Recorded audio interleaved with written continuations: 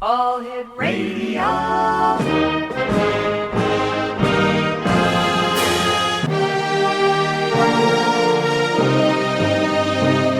Welcome to the X Zone, a place where fact is fiction and fiction is reality. Now, here's your host, Rob McConnell.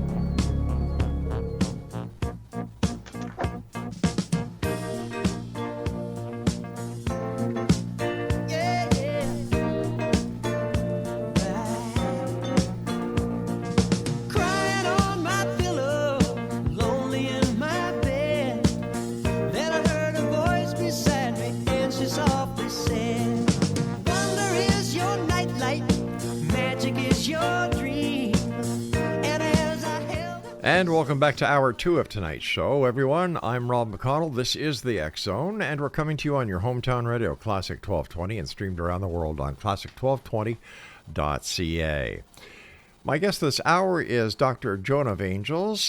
She's also known as the Oracle of Ancient Wisdom and Angel of Light.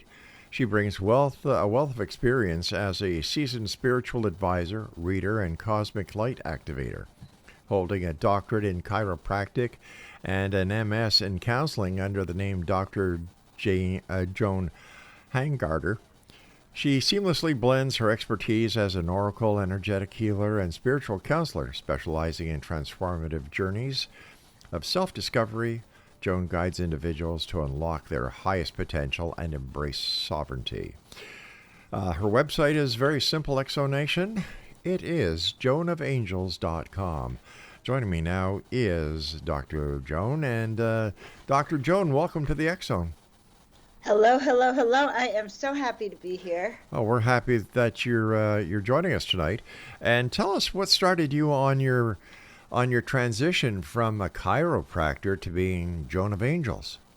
Right? You would think that that's like an oxymoron in some way. Yeah. But in 2013, well, it went back a long time ago but I will just say this. Mm-hmm. In 2013, I was in a place where I felt like I needed a miracle.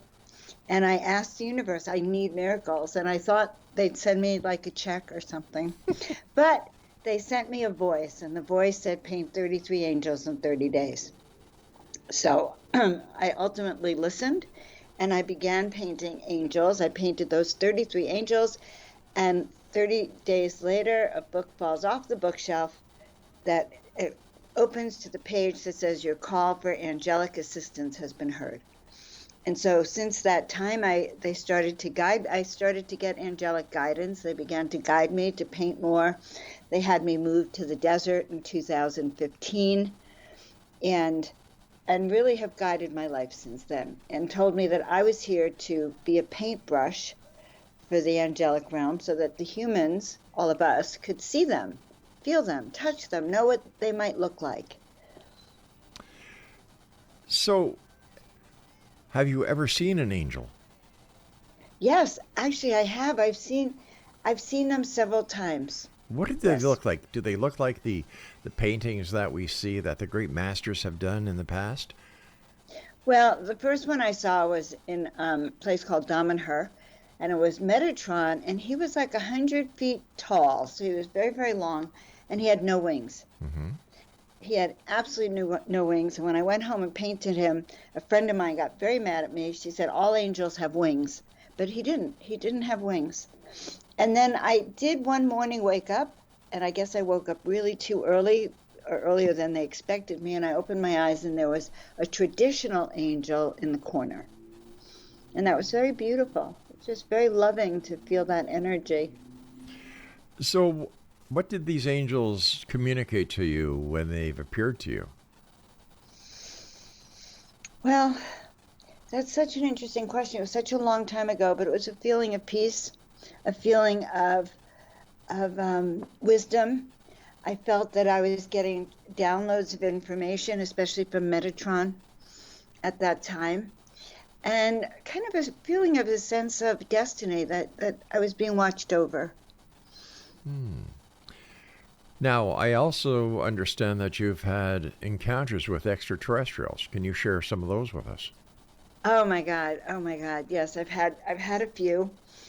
I one night I went to bed, and all night long these beautiful beings were surrounding me.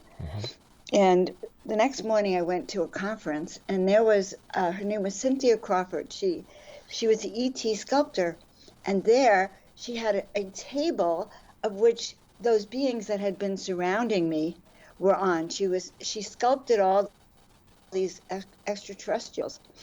And I went up to her and I said, I saw these beings last night.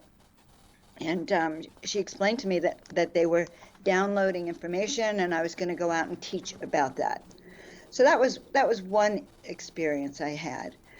I had another experience in my home in Desert Hot Springs in California, where a tall white and another being, I couldn't tell what he was, they took he told me it was a saucer, it was like a saucer taxi that they took down from Joshua Tree because they wanted to see what was going on at my house.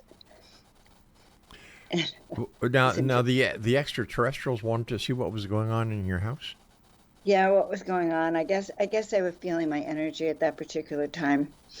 And it was a hop, skip, and a jump, they said, from Joshua Tree down the mountain. And they showed me energetically what their ship looked like. It was like a little saucer taxi cab. Where was all I can say. Yeah, where do you think the mothership was? Well, their mothership is beyond Joshua Tree. It's up in those mountains back behind Joshua Tree and up, but their base is behind Joshua Tree and underground there. And why are they here? What is their purpose? Well, there's some of them that are here to bring that I was told long ago to bring humanity and the extraterrestrial world together, the galactic world together, which will be for the betterment of humanity and the uplifting of all souls here on the planet. So the ones that are really aligned with us energetically, many of them, now some of them don't really care about us. Some of them, I think we're a transit, that, a place they stop as they explore the galaxy. So they're here working with us to bring peace and harmony into the galaxy? Well, I think so. There was a download I got years ago that it was about bringing together humans and the extraterrestrials in the galactic realm so that we can see who they are and have a more expansive view of the universe. So why do you think, Dr. Joan, that only certain people get the opportunity to connect and collaborate and actually interact with these ETs like you did? I feel like it's a miracle, first of all, that I do, and I'm grateful for it all the time. There used to be something I heard years ago, headblind, people who are headblind, people who refuse to listen, because I'm sure they are sending those messages out to everyone, but some people, some of your audience are more aligned and more in tune with listening, and they can hear those messages, the guidance that's coming through. Others aren't awake yet. They're headblind. In your opinion, Dr. Joan, do we need to fear the ETs? No. No, we don't, in my opinion. However, I want to differentiate between those who have been very beneficial to humanity and humankind, and I'm including the angels, the angelic realms. And just like we know that there are amazing angels who are ready to help us, we also know that there are the dark angels that aren't. And so it would be naive to think that all extraterrestrials that come here are our allies. Not all humans here are our allies, so it would be unrealistic to expect that. Dr. Joan, why do you think that the ETs just haven't made their presence known to everyone? Why is it seems like they like to stay behind the curtain where we can't see them, as in The Wizard of Oz. The wizard was always behind the curtain. Wouldn't it be beneficial to them as well as to humankind if they were just to make their presence known and to prove to millions that, number one, they are there, and the people who have claimed they have been here were right all the time? Well, I'm waiting for that moment too, Rob. where people like me and you aren't considered crazy for talking about these encounters that we have. Why do you And why do you think people are crazy when they talk about the strange, the weird, the bizarre? I think people have been trained by society that there's certain subjects like the UFO subject or controversial things that have been going on. So there's a concerted effort for people not to wake up, for people not to be aware that we're connected to the galactic universe, that we have star family, that we have celestial family all aligned with us. They don't want us to know that. And that is why they keep it a big secret. And they brand anyone who dares to talk about it as a conspiracy theorist or crazy. Or, in a lot of cases, they will go after them. These people will lose their career and their job for being a truth teller. Have you experienced that in your lifetime? No, thank God I have angels all around me. And personally, I haven't. Have I known people who've been harassed? Yes, I do. In your opinion, is it the government that's keeping the pressure on people to keep quiet, and do you think it's the government that is perpetrating the cover-up? I think I think governments around the world, yes, but I also think you have the religious aspect. You have other members higher up that don't want us to know about this connection. Certainly is strange.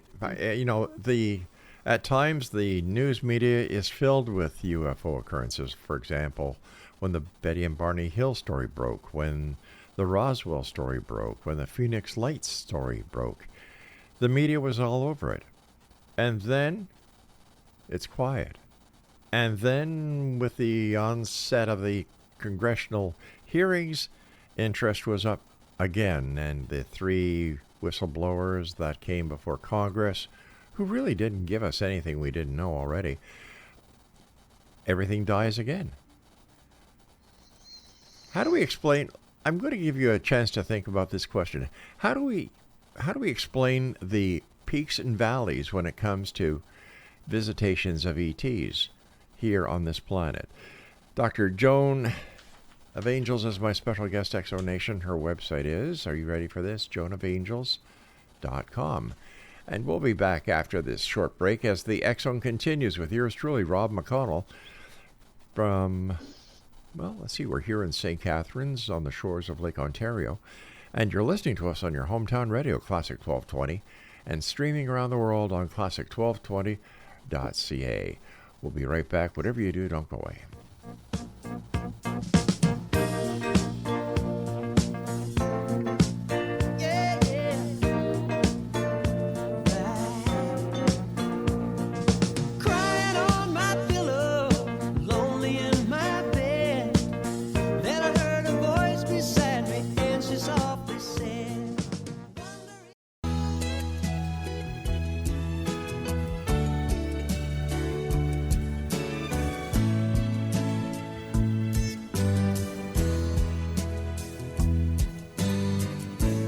T'es mon amour, je suis ta maîtresse. T'es tout ce que je veux, t'es tout ce que j'ai voulu. And welcome back. This is the X-Zone. I'm Rob McConnell, and you're listening to us on your hometown radio, Classic 1220, and streamed around the world on classic1220.ca. Dr. Joan of Angels is our special guest this hour. Her website is joanofangels.com. So why do you think, Dr. Joan, that there are peaks and valleys in the appearance, in the interaction of ETs that make the media, while others don't? Well, I think they carefully release information, and that's why often we don't see it and we don't hear about it, and people who are talking about it have to sign non-disclosure agreements. Now, why the government allows cycles of information to be released, I don't know. They sway us emotionally. But there were times that thousands of years ago when the extraterrestrials and the angels walked on the planet. Really? And we saw them in physical form. Could you tell us about times like that where angels and Well, aliens were walking here on this beautiful planet of ours? they talk about it in the Dead Sea Scrolls, that when the angels were in physical form and walked around the planet, and the extraterrestrials would come down in a physical form. Now, I don't know what's happened energetically, if they're now in another dimension, which is probably what it seems like. So things have shifted on the planet. The climate has shifted, and now they don't come down here. Maybe we're not to be trusted either. I'm not actually sure, because I've decided I've dived more into the angelic realms than what's going on with the government and the ETs now. Sounds like a plan. It really does. Dr. Joan, what does the concept of cosmic soul activations mean to you? And how do you believe it plays a role in the spiritual evolution of individuals on this planet? That is a fantastic question. So let's just start. We all have, many of us come down here with a soul purpose, and we all have that soul aspect of us that's on another dimension, let's say, or it's our soul contract. It's not quite known to us. But we all have that higher self that if we could see, so we have our physical 3D body, but we have another avatar that's in another dimension that we're also connected to. It's our soul aspect. It's what we're here to do. It's filled with the soul memories of our soul family that we've been with, and of what our instructions are and what our gifts are, and lifetimes on other planets. And so here we are living on this 3D realm here, and it's quite difficult for many people. It's really hard to feel. It's hard to feel celestial, or, it's hard to feel like you're a higher vibrational being on this third dimensional planet. The soul essence work I do helps people begin to remember how powerful they've been in other lifetimes, and what they've done. And I think their beauty, the beauty of their soul, their greatness. And so I do these sessions with people. I start off like doing a reading, and we dive into who you are, what you're here to do, what you need to let go of. And I get a glimpse of different aspects of you on other realms, and I bring that into being. And I create art. It's digital art. I create a whole line of images of different aspects of your soul. I create a movie for you, a little movie, and then I send you a painting. So you always have a reminder of your beauty. And so while you get lost here on the 3D realm, it's very hard to get lost if you look up and you see this amazing being on the wall. That's you staring at you.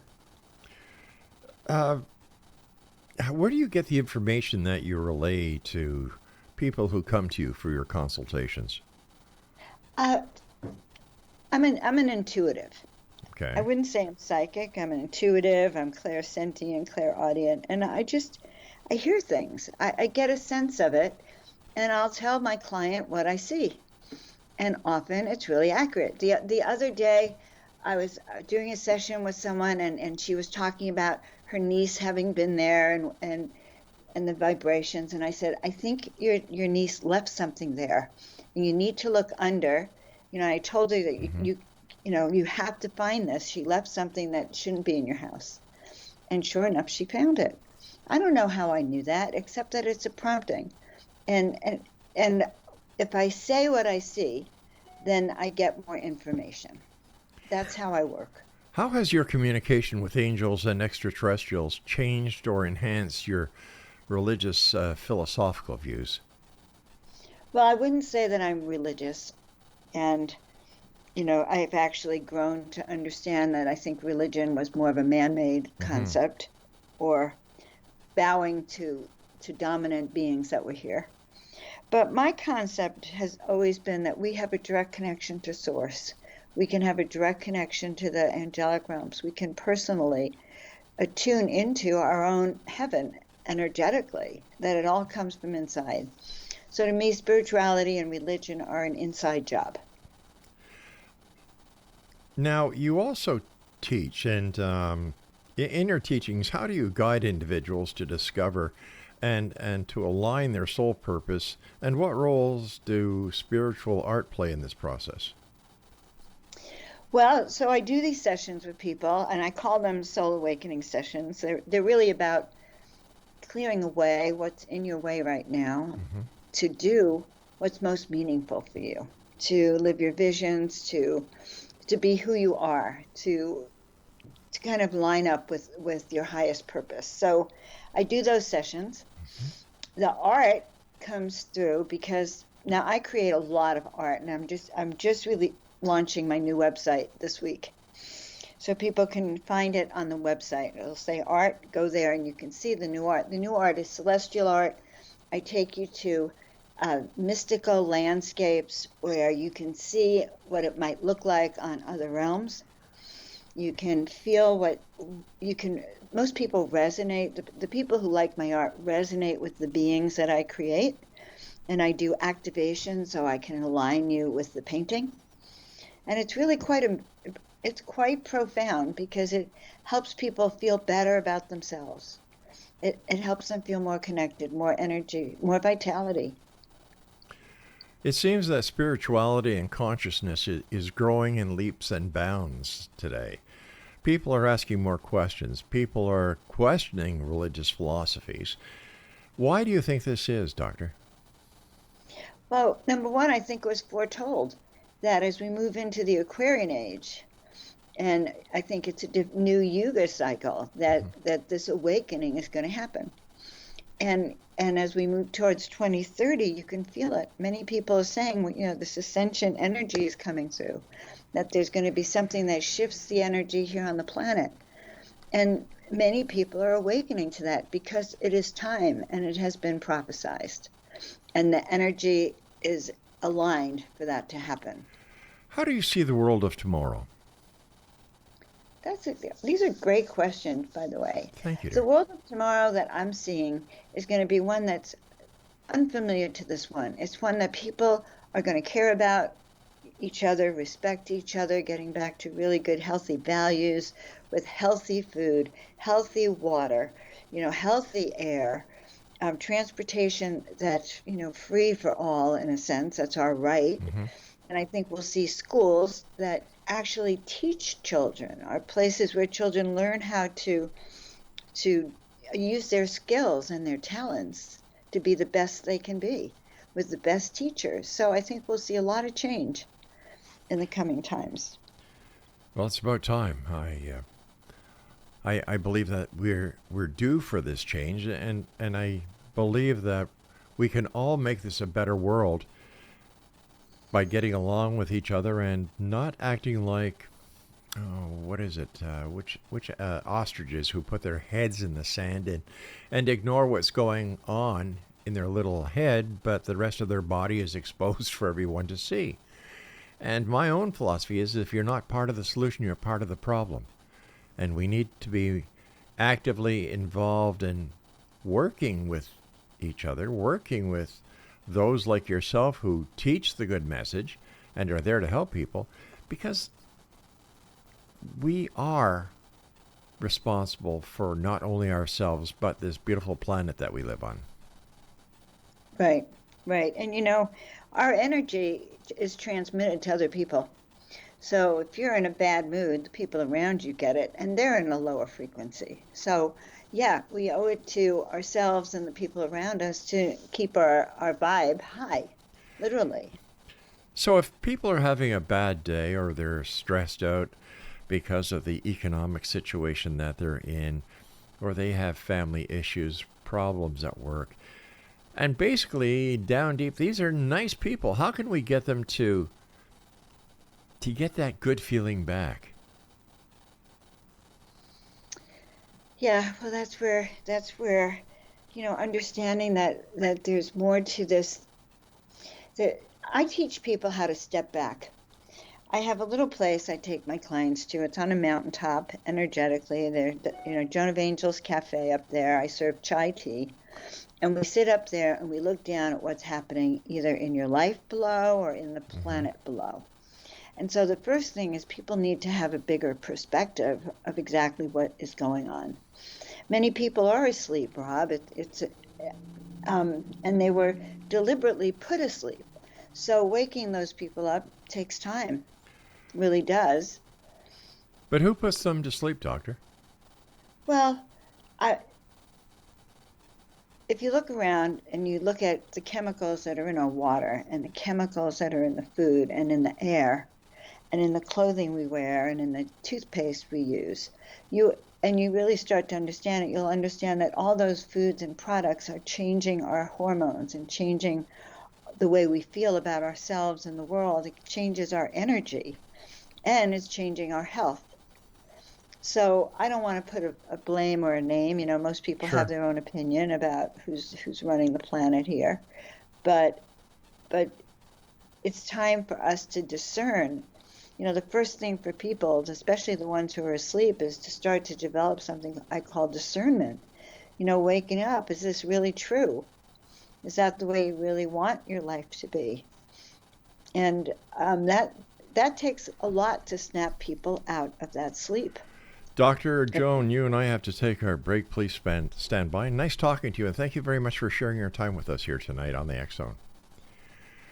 X Zone Nation, if you'd like to get more information about our guest this hour, Dr. Joan, visit her website, joanofangels.com. This is the X Zone. I am Rob McConnell, and we're coming to you on your hometown radio, Classic 1220, and streamed around the world on classic1220.ca. Now, if you'd like to find out more information about me, about the show, about anything we do, past guest comments, past shows that we've done, just go to X Zone Radio on classic1220.ca. I'll be back with Dr. Joan on the other side of this break. Don't go away. T'es mon amour de la tête aux fesses. Et plus ça va, le plus t'es mon ami. Une bonne fois.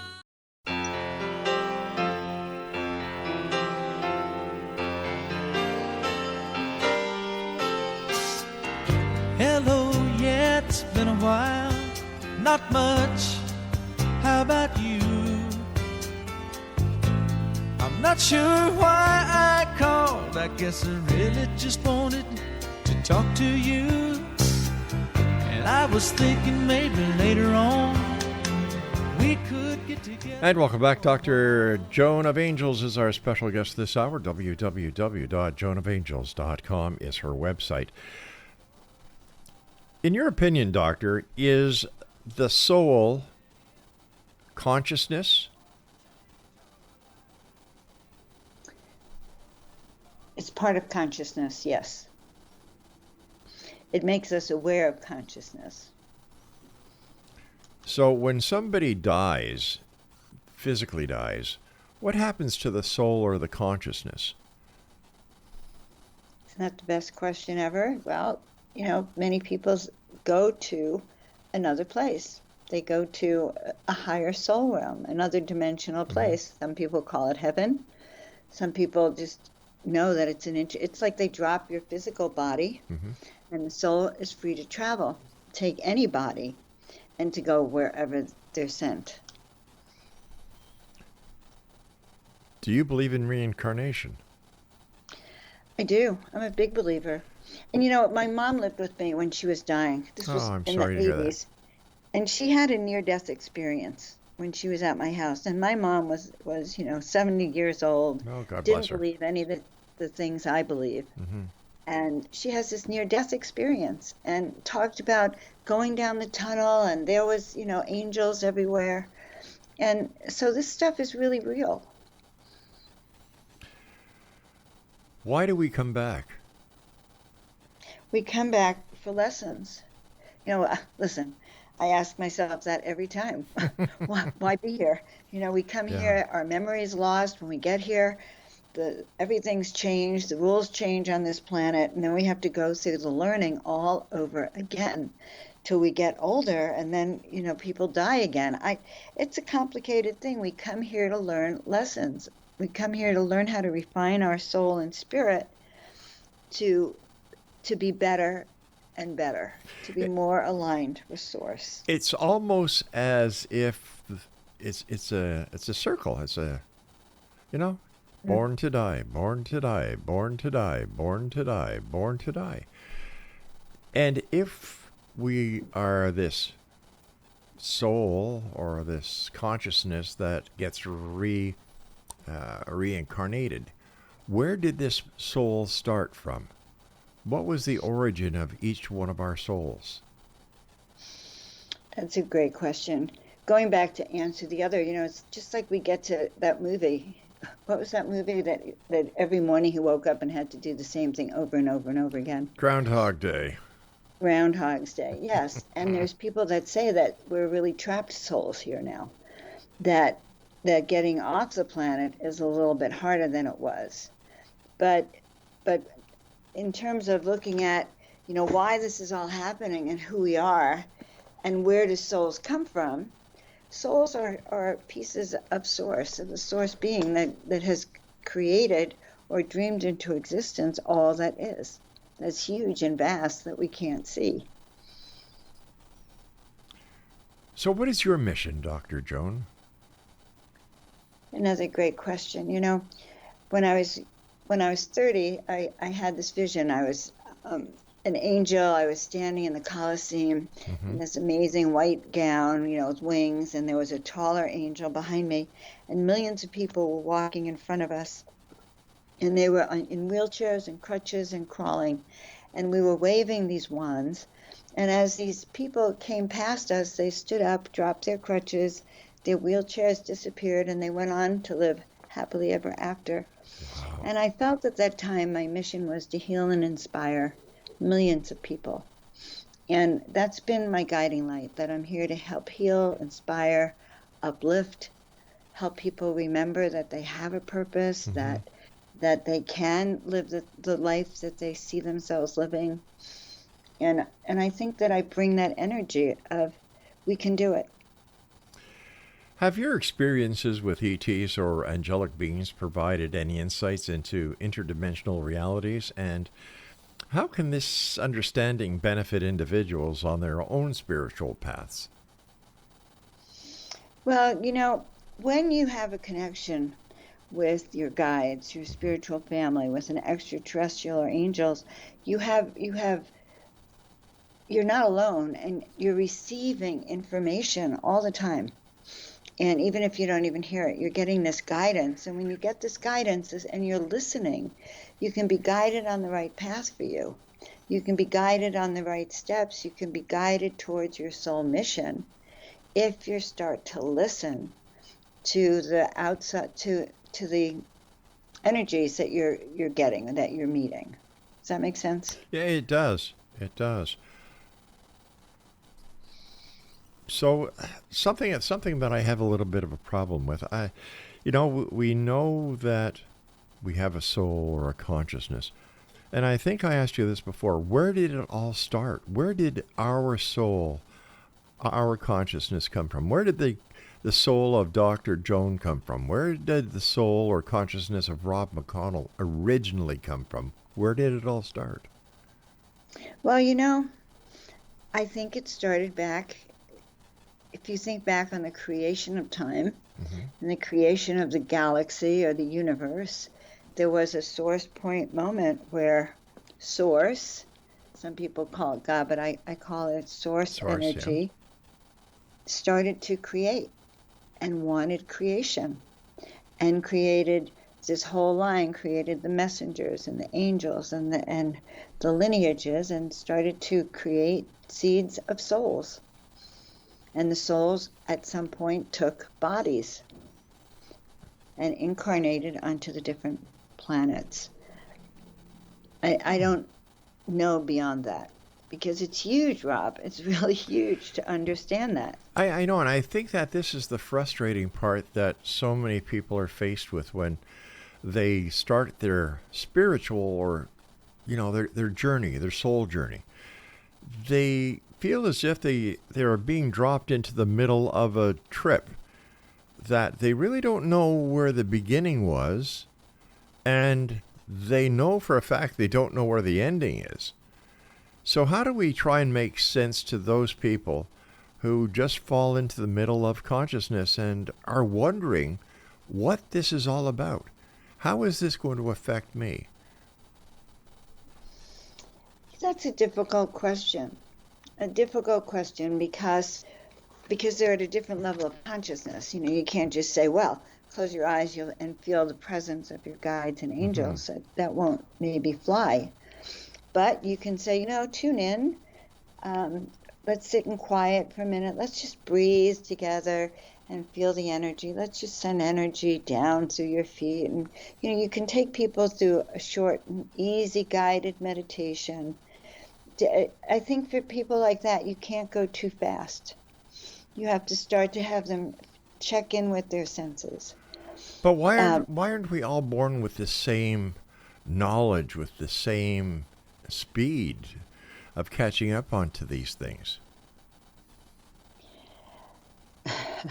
I ask myself that a lot.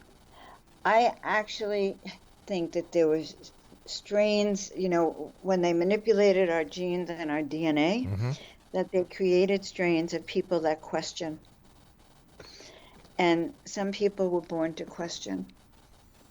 And other people, I think, were infused with more of a docile, we're here to serve energy.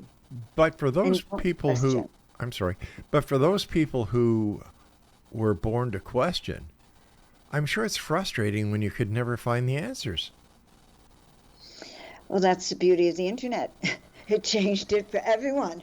You can start to dig deep. You have to be able to discern what you think is BS and what you think needs to be dug in deeper to do your own research. Everyone needs to do their own research here on the planet to figure out even what you believe in and what you stand for. But what about the people prior to the age of the internet? Are we just to discard their beliefs because it wasn't found on the internet? Well, no, I don't think we're talking about discarding anyone's belief. I just think more information became available once we had access to the internet. Things that may have been hidden for people post everything. People find ancient books and post them.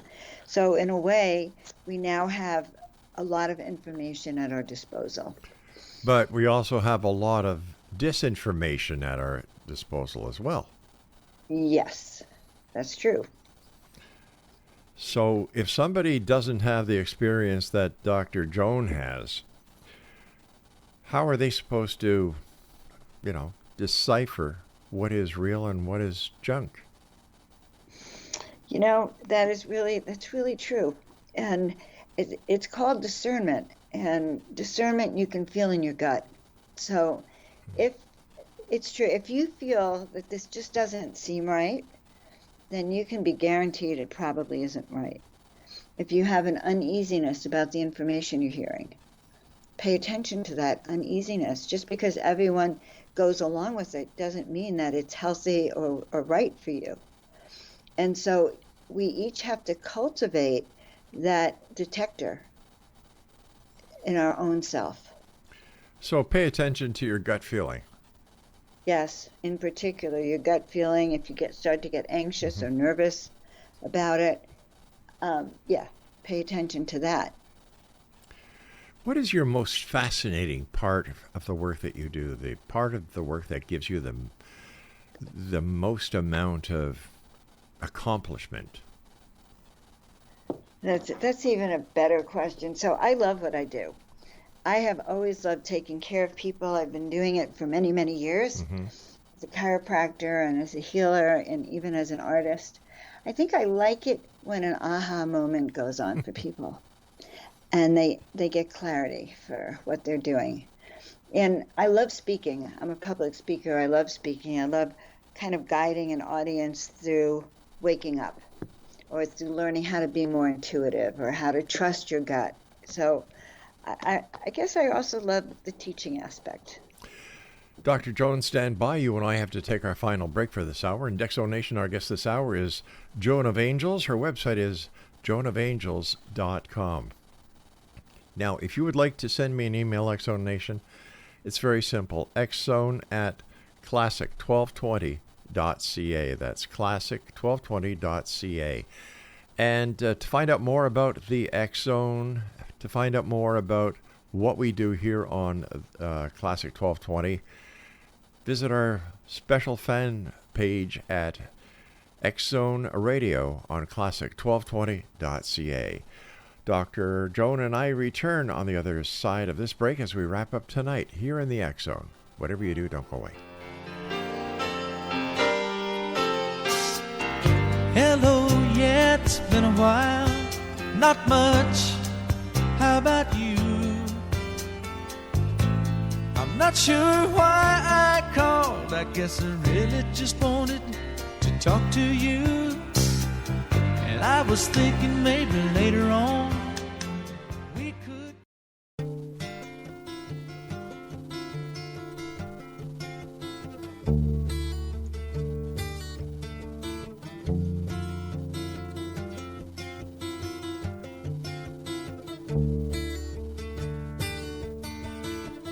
Old man, look at my life. I'm a lot like you were.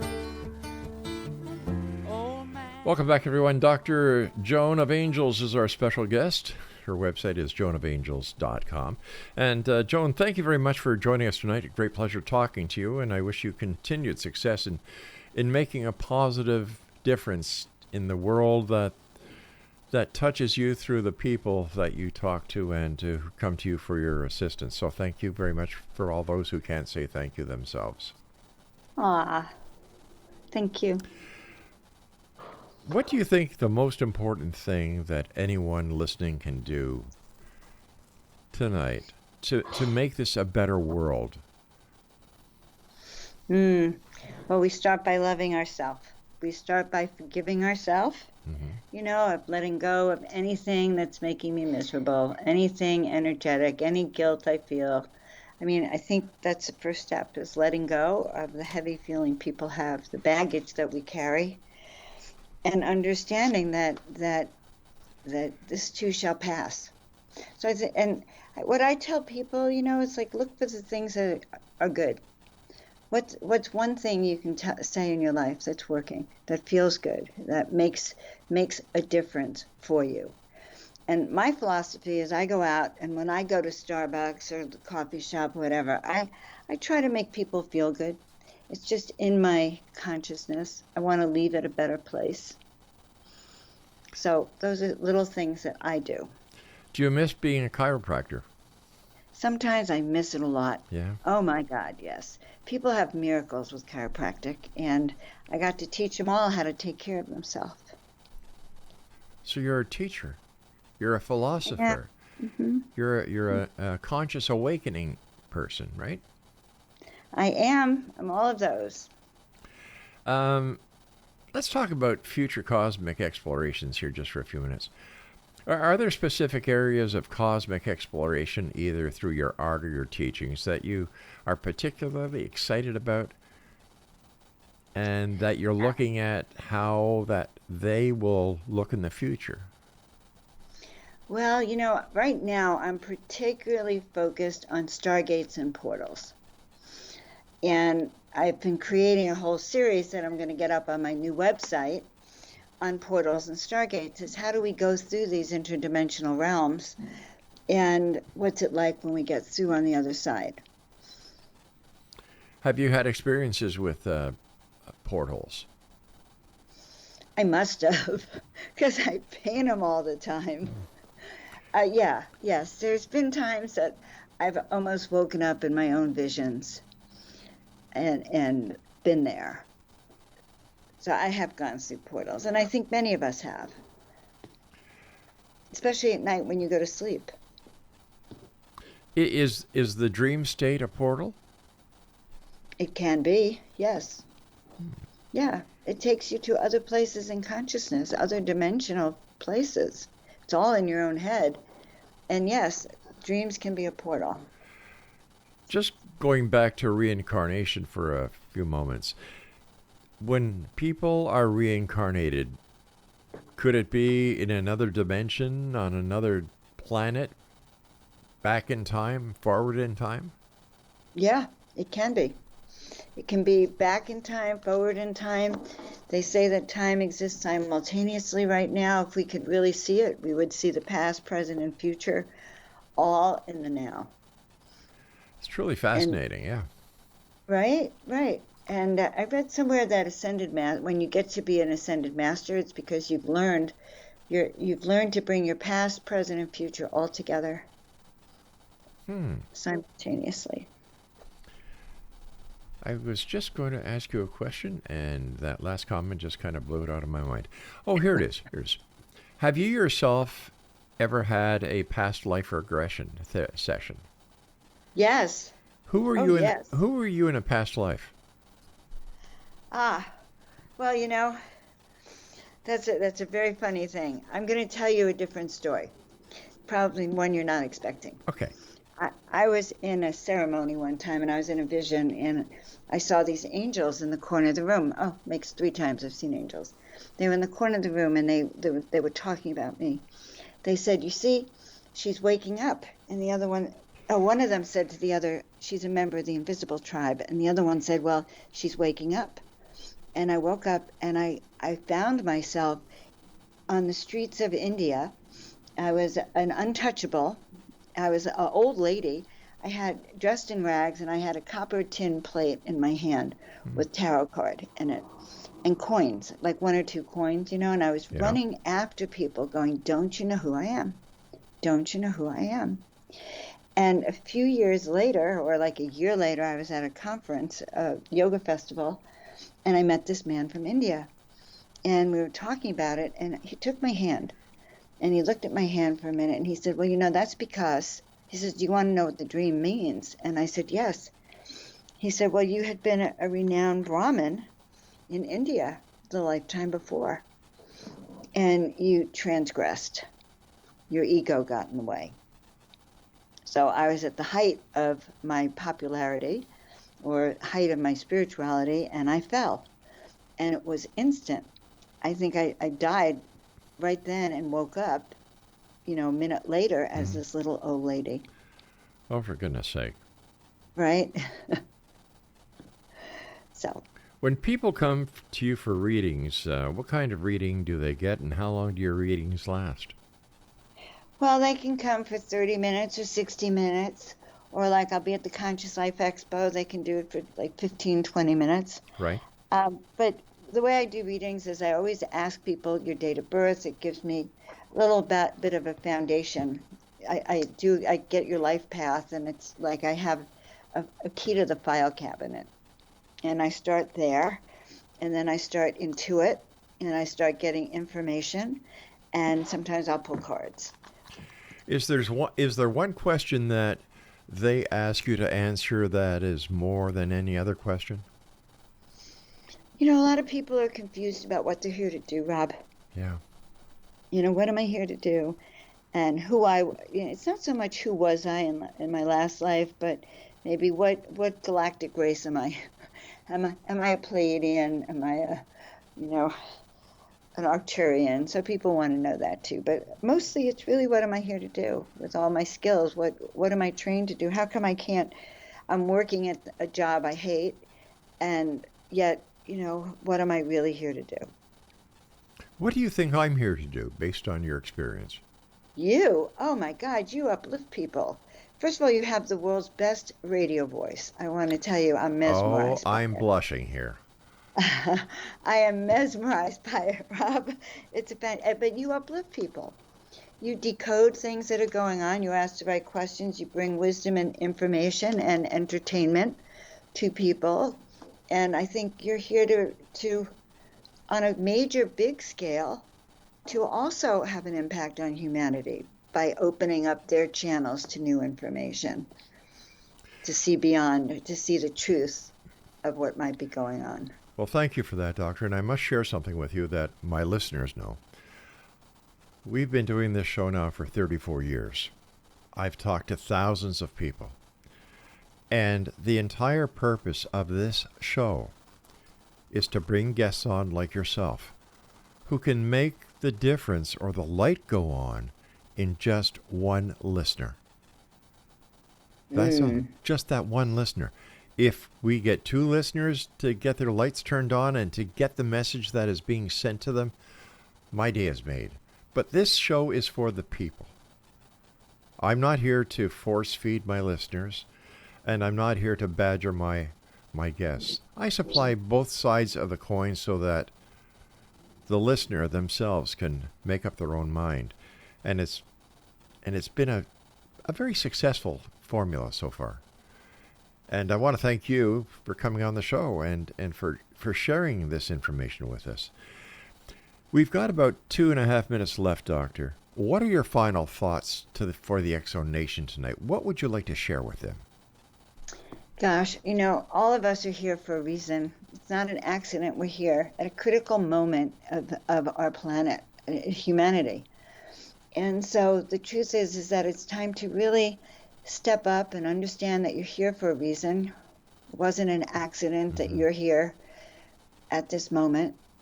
There are going to be many people that are confused because as we step into the new energies, there's going to be chaos around us. So start to develop your ability to listen and pay attention to your gut and pay attention to the messages that you're getting and start respecting that inner voice that you have. Because that inner voice, which is connected to your guides and your higher self, that's going to be your guiding light.